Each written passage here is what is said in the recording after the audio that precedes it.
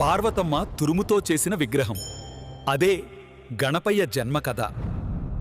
శివుడు గణపయ్యని ఆపలేక తన త్రిశూలంతో తల నరికి వేశాడు. తరువాత శివుడు ఏనుగు తలను అమర్చి గణపయ్యకి కొత్త జీవమిచ్చాడు. మహాభారతం రాయడానికి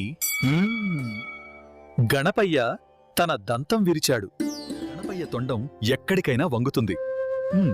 మనం కూడా ఫ్లెక్సిబుల్గా ఉండాలి.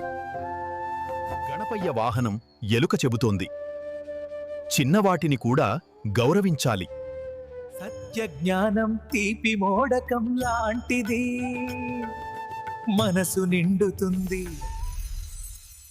ప్రపంచమంతా తల్లిదండ్రుల్లోనే ఉన్నదని చూపించాడు. గణపయ్య కూడా కోపిస్తే ప్రకృతే మారుతుంది.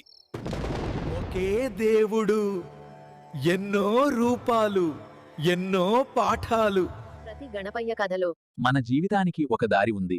మరిన్ని అద్భుత రహస్యాల కోసం డైలీ ఏఐని సబ్స్క్రైబ్ చేయండి.